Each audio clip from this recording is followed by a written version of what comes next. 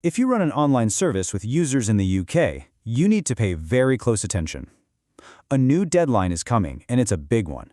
We're talking about the UK's Online Safety Act and a mandate with penalties that could literally run into the billions.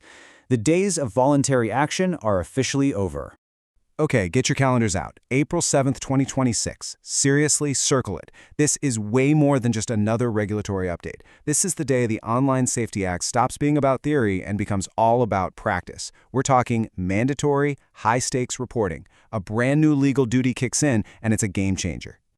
So what's at the core of this deadline? It's the mandatory CSEA reporting duty. CSEA, that's Child Sexual Exploitation and Abuse. And look, Section 66 of the Act leaves absolutely no room for interpretation. It says if a user-to-user service finds this kind of horrific content, you don't just have an option to report it, you must report it to the National Crime Agency.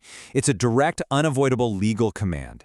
And you might be thinking, okay, but how serious is this really?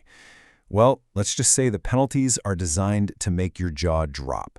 We're talking fines of up to £18 million, or, and this is the big one, a staggering 10% of your company's global annual revenue.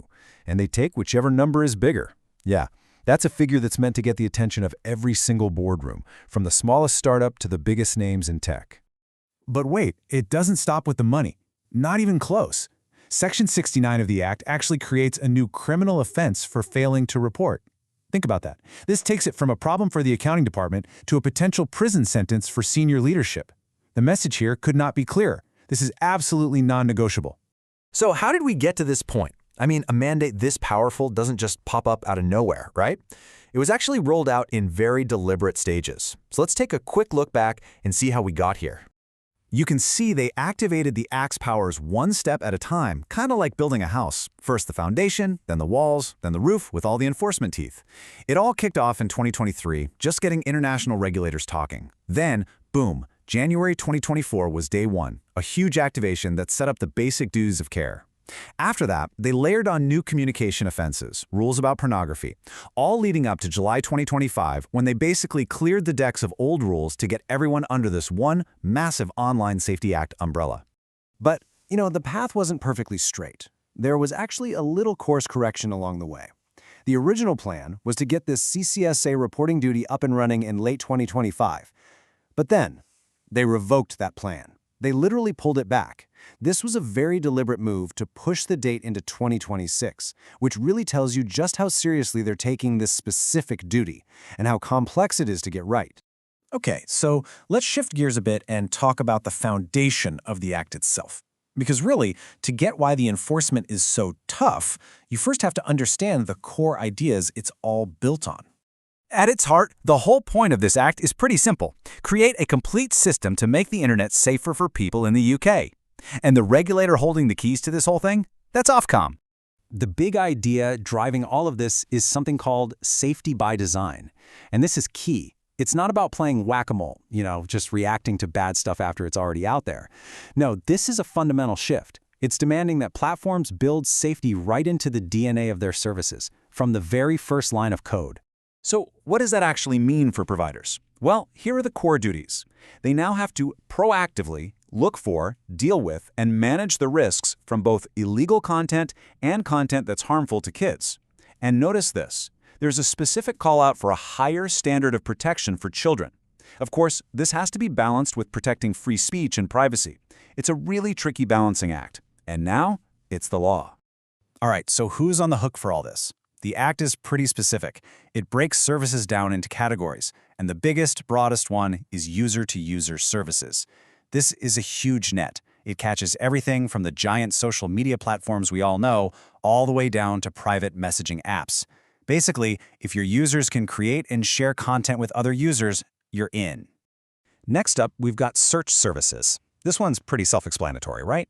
If your service is, or even just includes, a search engine, you fall into this bucket. And you've got specific duties about how you handle harmful stuff appearing in your search results. And last but not least, the Act talks about combined services. This is for platforms that are a mix of both. They have user-to-user stuff and a public search engine. And this is so important because it means they have to follow the rules for both categories. That really stacks up the compliance work they have to do. Okay, so it's one thing to write down a bunch of duties, but how do you make sure anyone actually follows them? Well, these rules are backed up by some serious enforcement powers. Let's take a look at the tools Ofcom now has in its toolbox. Ofcom has a very clear step-by-step process for enforcement. It's like a ladder. They start on the first rung by gathering information, just to see if you're complying. If they think you're not, they climb to the next step, a provisional notice. And if they confirm you failed to comply, they go to the top, a confirmation decision. And that's when those massive penalties we talked about can really hit. Yeah, let's just circle back to those penalties for a second, because they're worth repeating. You've got that fixed penalty of up to £18 million, or that eye-watering 10% of your global revenue. The key thing to remember is that Ofcom will pick whichever of those two numbers is bigger. It's designed so that no company, no matter how large, can just write it off as the cost of doing business. But even that's not the end of it. The fines are just one tool. For really serious cases where a company just won't comply, Ofcom can go to court and ask for what are basically business disruption orders. A service restriction order could get your advertisers or even your web hosting to drop you. But the nuclear option? That's an access restriction order. That's where they can literally tell internet service providers to block your entire service in the UK. Just gone.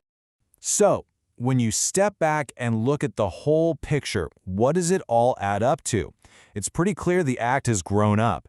It's moved into a new phase. We're past the getting ready and thinking about risk stage. We are now firmly in the era of mandatory required action.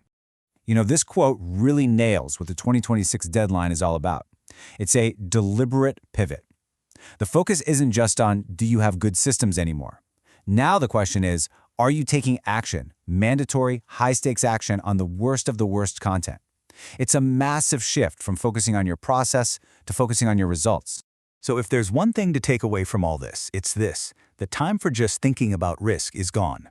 We're now living in an age of mandatory reporting and real accountability, with some of the toughest penalties we've ever seen.